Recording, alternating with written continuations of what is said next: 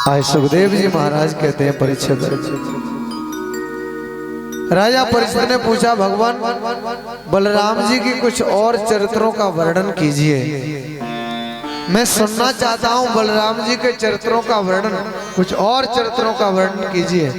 वैसे ही सुखदेव जी कहते हैं परीक्षित, नरकस्य सखा कश्चित दुविदो नाम बानरा सुग्रीव सचवै सोवत भ्राता मैंदस्य वीर्यवान। नरकस्य सखा, नरकस्य माने नरकासुर का भौमासुर का मित्र था कौन? कश्यप दुविदो नाम बानर है। ये दुविद नाम का एक बानर था, ये भौमासुर का मित्र था। और सुग्रीव सचिवा, सुग्रीव जो त्रेता की बात है, सुग्रीव का मंत्री था। सचिव माने मंत्री। सुग्रीव सचिवा सो अथ भ्राता मैंदस्य वीरवान। और मैंद जो था ना, मैंद ये बानर इसका बड़ा बलवान भाई था मैंद का। इसने बलराम जी को चुनौती दी। बलराम जी एक दिन क्या होता है, गोपियों के साथ में, स्त्रियों के साथ में विहार करने लगते हैं। बलराम जी बड़ी सुंदर गीत गा रहे थे। श्रुत्वा सुललितम गीतम गिरिम रैवतकम ययौ। इस मीठे संगीत को सुनकर के, मीठे गीत को सुनकर के ये रैवतक पर्वत पर गया, रैवतक पर्वत पर। और वहां जाकर के उसने क्या देखा, तत्रा पश्यद यदुपतिम रामम पुष्कर मालिनम सुदर्शनीय सर्वांगम ललना यूथ मध्यगम। तत्रा पश्यद, वहां जाकर के उसने देखा, क्या देखा कि यदुवंश शिरोमण बलराम जी पुष्कर मालिनम, बड़ी सुंदर सुंदर पुष्पों की माला पहने हुए, बड़ी सुगंध आ रही है। सुदर्शनीय सर्वांगम, बड़ी सुंदर महक आ रही, बड़ी सुंदर माला है। सर्वांगम ललना यूथ मध्यगम, ये बड़ी सुंदर मालाएं पहन करके सुंदर सुंदर स्त्रियों के बीच में विहार कर रहे हैं। तो इसको बड़ा बुरा लगा इस दुविद नाम के बानर को। इसने जाकर के मदोन्मत्त होकर के आज स्त्रियों का, उन माताओं का, गोपियों का अपमान करने लगा। ये बलराम जी का मधु कलश फोड़ दिया इसने। वैसे ही आज भगवान बलराम जी ने क्रोध में आकर के अपना हल मूसल लिया और हल मूसल लेकर के इसके मस्तक में मारा, लेकिन टस से मस नहीं हुआ, एकदम बचा गया। अब इसने साल का वृक्ष उखाड़ लिया और साल का वृक्ष उखाड़ करके बलराम जी के सिर में मारा, लेकिन बलराम जी भी पर्वत की तरह एकदम खड़े हो गए, टस से मस नहीं हुए। अब बलराम जी ने अपना सुनंद नाम का हल लिया और सुनंद नाम का हल लेकर के इसके इतने जोर से खोपड़ी में मारा कि एकदम से खून बहने लगा, मुंह से खून उगलने लगा। प्रत्यजाग्रह बलवान सुनंदे नाहच्तम।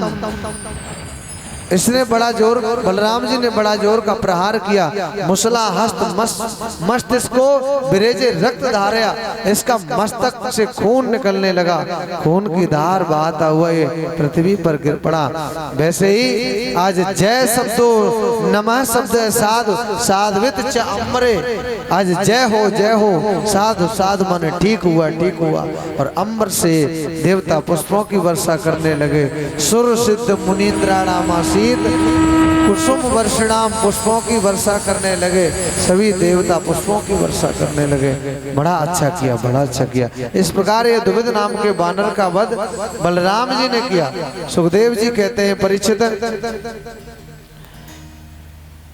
दुर्योधन की बेटी थी लक्ष्मणा, लक्ष्मणा के साथ भगवान के बेटा सांब का विवाह हुआ, सांब का विवाह। इसके बाद में सुखदेव जी कहते हैं परीक्षित,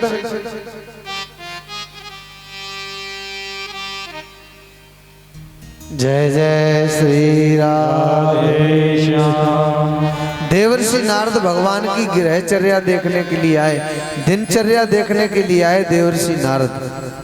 और जैसे ही उन्होंने मन में सोचा है कि भगवान अकेले हैं और रानियां पटरानियां के साथ अकेले भगवान कैसे रह लेते होंगे, जरा तो थोड़ी बहुत तो खटर पटर होती होगी, क्योंकि रानियां इतनी है, भगवान अकेले हैं। तो कोई तो थोड़ी बहुत तो होती होगी, खटकती होगी। ये दिनचर्या देखने के लिए नारद जी गए। रुक्मिणी मैया के महल में पहुंचे तो भगवान बैठे हैं। नारद जी को भगवान ने बोला, आओ आओ नारद, आओ बैठो। और बुलाया, कहा देवी जी, नारद जी को, देवर्षि को नाश्ता कराओ, भोजन करवाओ। अब नाश्ता करवाया, भोजन करवा दिया। अब सत्यभामा के महल में गए, भगवान वहां भी बैठे। आओ जी नारद जी, आओ आओ। देवी जी थोड़ा, नारद जी बड़े दिनों में आए, नाश्ता करवा दो, भोजन करवा दो। वहां भी खूब चकाचक पा लिया। अब जामवती के महल में गए, वहां भी भगवान ने कहा कुछ करवा दो, भोजन पानी, तो वहां भी जबरदस्ती करवा दिया। अब नारद जी सोचने लगे, अगर सबके महल में गए तो पेट ही फट जाएगा। इसलिए कहा, प्रभु आपकी लीला आप ही जानो। आप तो वास्तव में एक होकर के भी और अनेक प्रतीत होते हो। सभी रानियों पटरानियों के साथ आप रह लेते हो। साधारण व्यक्ति की ताकत नहीं है। अगर आपकी जगह कोई साधारण होता तो वो ऐसा नहीं कर पाता, और लड़ाई झगड़ा होता स्त्रियों में कभी बनती नहीं। आप ही कर सकते हो। आप अंतर्यामी परमेश्वर शक्तिशाली हो, परम ऐश्वर्यशाली हो। ये दिनचर्या भगवान की नारद जी ने देखी। इसके बाद में सुखदेव जी कहते हैं, परीक्षित अब कथा आती है, पांडवों का राजसूय यज्ञ होने जा रहा था। पांडवों के राजसूय का यज्ञ का समाचार द्वारका में आया। उद्धव जी से कहा क्या करना चाहिए। विचार कर रहे थे तब तक क्या होता है कि जरासंध की कैद में 20,800 राजा जरासंध की कैद में थे। उनका भी पत्र आया भगवान के लिए, प्रभु हमको मुक्त कराओ, हम बड़े दुखी हैं, बड़े दिन हो गए इस जरासंध की कैद में रहते हुए। भगवान द्वारकाधीश ने कहा, बताओ पहले जरासंध का वध करना चाहिए या पांडवों के राजसूय यज्ञ में जाना चाहिए। जो उद्धव जी हैं, ये बड़े वृषवंशियों के बड़े अच्छे मंत्री हैं। तो उद्धव जी ने कहा, प्रभु राजसूय यज्ञ तभी संभव है कि प्रत्येक कोई तो दुष्ट रहे नहीं और कोई सज्जन दुखी न रहे और कोई दुष्ट मनमानी न कर पाए। तो इसलिए जरासंध को जीतना अति आवश्यक है। और जो राजा कैद में है उनके पहले घर बसवा दो, उनको उनके घर पहुंचा दो, उनके घर बसवा दो उजड़े हुए, तब तो ये राजसूय यज्ञ सफल माना जाएगा, अन्यथा नहीं। तो इस विचार से जरासंध का वध करना ही उचित है। तो भगवान ने उद्धव की बात मानी, कही ये बात बिल्कुल सत्य है, ठीक है। अब जरासंध की राजधानी मगध में पहुंचे, ब्राह्मण का भेष बना करके, और जरासंध से कहा हमें कुछ भिक्षा चाहिए। कहा क्या भिक्षा चाहिए। कहा पहले तुम वचन दो। कहा ठीक है मैं वचन देता हूँ, आप मांगो तो सही। कहा मैं युद्ध की भीख मांगने आए। तब तुम ब्राह्मण नहीं हो सकते, तब तो जरूर कोई गड़बड़ है। मैं पहले ही समझ रहा था। बताओ, क्योंकि युद्ध ब्राह्मण नहीं मांगेगा, ब्राह्मण युद्ध तो क्षत्रिय ही मांगेगा, युद्ध की भीख तो। बताओ परिचय दो कौन हो। तो अब जब वचन ही दे दिया तो फिर कहा मैं द्वारकाधीश कृष्ण हूँ, और ये मेरी बुआ के कुंती के बेटा, ये जो हष्ट पुष्ट जो है ना, ये बलवान भीम है। और ये जो छरेरे बदन वाले हैं, एकदम फुर्तीले, ये लंबी लंबी भुजाओं वाले, ये मेरी बुआ कुंती के बेटा वीर अर्जुन है। कहा ठीक है। तो तुम तो पहले ही छोड़ चुके हो मैदान, मेरे आगे रण छोड़ चुके हो। कल की कथा में सुना था, तुम तो पहले ही मेरे आगे मैदान छोड़ चुके हो, तुमसे युद्ध करूंगा क्या, तुम तो बराबरी के ही नहीं हो। और अर्जुन तो अभी बच्चा है। हाँ भीम कुछ कुछ बराबरी का है, इससे थोड़े 2-2 हाथ होंगे, कुछ भीम से 2-2 हाथ करने में आनंद आएगा, ठीक है। तो गदा युद्ध चल लिया, दोनों में युद्ध होने लगा।